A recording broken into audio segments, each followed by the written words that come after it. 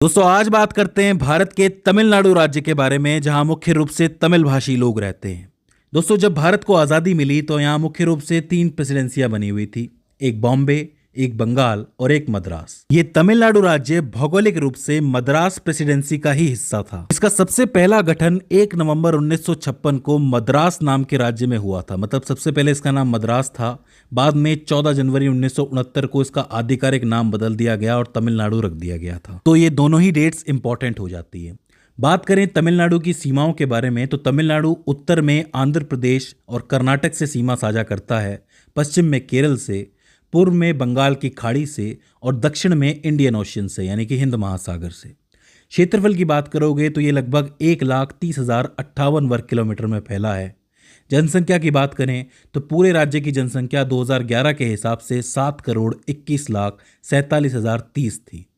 ज़िलों की बात करोगे तो आज की तारीख में 38 ज़िले यहाँ मौजूद है, जिसमें से उत्तर पश्चिम में देखोगे तो आपको इसकी राजधानी चेन्नई नजर आएगी। लिंगानुपात सेक्स रेशियो की बात करें तो 2011 के हिसाब से 1,000 पुरुषों के सामने 996 महिलाएं। साक्षरता लिटरेसी रेट की बात करें तो 80.09% और मुख्य भाषा की बात करें तो यहाँ की मुख्य भाषा तमिल भाषा है। इस राज्य के भूगोल में एक खास बात यह है कि यहाँ पर एक केंद्र शासित प्रदेश भी है। उसके 2 जिले हैं, एक तो पुदुचेरी है, दूसरा कराईकल है। दोनों ही पुदुचेरी का हिस्सा हैं। कृषि की बात करोगे तो तमिलनाडु का मुख्य व्यवसाय कृषि है और यहाँ की जो प्रमुख फसल है वो चावल और ज्वार है। तमिलनाडु की कुछ एक व्यापारिक फसलें भी हैं जिसमें गन्ना, कपास यानी रुई, सूरजमुखी, नारियल, काजू, मिर्च और मूंगफली आती है, क्योंकि इनका बहुत ज़्यादा एक्सपोर्ट करता है भारत। एक खास बात यह है कि जो जैव उर्वरक होते हैं जिनको ऑर्गेनिक फर्टिलाइजर कहते हैं, इनके उत्पादन यानी प्रोडक्शन और इस्तेमाल यूज दोनों में ही तमिलनाडु बहुत आगे है। तो ये चीज़ आप ध्यान में रख सकते हो। इसके अलावा अंतर्राष्ट्रीय ऑटो कंपनी हुंडई मोटर्स जो कि हुंडई की कारें बनाती है, हिंदुस्तान मोटर्स और मित्सुबिशी ये भी एक कंपनी है। ये तमिलनाडु में अपनी उत्पादन इकाइयों की शुरुआत की है। मतलब इन कंपनियों ने अपनी अपनी जो यूनिट्स है वो यहाँ पर सेट की है। अगर आप निर्यात की बात करोगे तो तमिलनाडु राज्य तैयार खालें, जो खाल होती है, जानवरों की स्किन होती है, इसके अलावा चमड़े का सामान, सूती धागे, चाय, कॉफ़ी, मसाले, इंजीनियरिंग गुड्स, हस्तशिल्प वस्तुएं, तंबाकू और काले ग्रेनाइट के जो पत्थर होते हैं, इन सब का एक प्रमुख निर्यातक है तमिलनाडु राज्य। एक खास बात यह है कि तमिलनाडु राज्य में आपको भारत के लगभग 60% चर्म शोधन कारखाने देखने को मिलेंगे। चर्म शोधन कारखाना एक ऐसी जगह होती है जहां पर जानवरों की खाल को चमड़े में बदला जाता है। इसमें एक पूरी प्रक्रिया लगती है जिसको टैनिंग कहा जाता है। इसमें खाल की जो प्रोटीन होती है उसकी संरचना को बदल दिया जाता है जिससे कि वो सड़ने या खराब होने से बच सके और एक टिकाऊ चीज उससे बनाई जा सके। इस प्रक्रिया में वनस्पति या खनिज आधारित रसायनों का उपयोग किया जा सकता है, जैसे कि क्रोमियम लवण या प्राकृतिक टैनिन। तो इस तरीके से खाल को चमड़े में बदला जाता है जिससे कि चीज़ें बनती है, जैसे कि पर्स हो गए और भी टाइप की चीज़ें, जो कोट बनते हैं कभी कभी लेदर के, इस टाइप की चीज़ें जो हैं वो इस चमड़े से ही बनती है। दूसरी खास बात यह है कि तमिलनाडु में एक जिला है तिरुनवेली नाम का। वहां पर आपको कुडनकुलम परमाणु विद्युत संयंत्र देखने को मिलेगा, जो कि राष्ट्र को समर्पित एक दाबित जल रिएक्टर है, PWR जिसको कहते हैं। इसमें होता यह है कि जो जल होता है उसका दबाव तेज रखा जाता है। जब परमाणु टूटता है तो उसमें से ऊर्जा निकलती है, उस ऊर्जा को बिजली में बदला जाता है।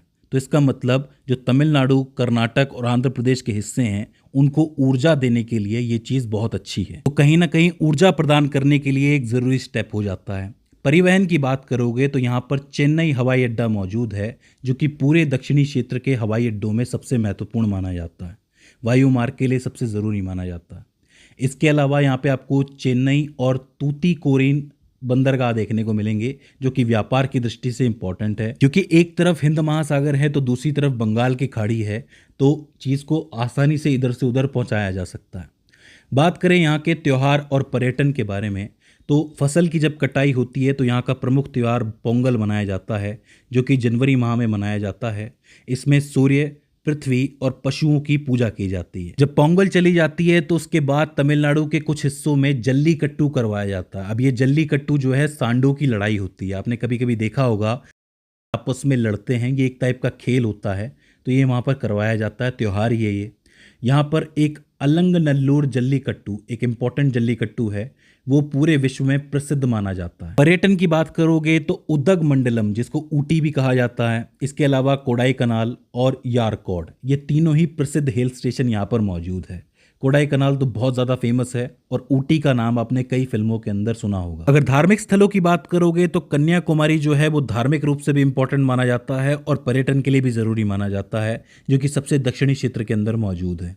इसके अलावा रामेश्वरम बहुत फेमस है, कुंभकोणम बहुत फेमस है, कांचीपुरम और चिदम्बरम, ये सारी जगह जो है धार्मिक स्थल मानी जाती है। आखिर में यहाँ पर कुछ चीज़ें चेन्नई के पास भी मौजूद हैं, कुछ चेन्नई में भी हैं, जैसे कि फोर्ट सेंट जॉर्ज, इसके अलावा फोर्ट संग्रहालय, मरीना बीच, स्नेक पार्क, गिंडी मृग अभ्यारण्य, एगमोर संग्रहालय, वल्लुवर कोट्टम पार्क, घड़ियाल और वंडलूर चिड़ियाघर। ये जितनी भी चीज़ें हैं ये सब घूमने के लिए ज़रूरी मानी जाती है, तो पर्यटन का अच्छा खासा पैसा यहाँ से मिलता है। आखिर में आप एक चीज़ और ध्यान रख सकते हो कि मैंने रामेश्वरम की बात की थी, तो जस्ट उसी के पास मौजूद है धनुषकोडी और यहीं से बहुत नज़दीक में मौजूद है श्रीलंका।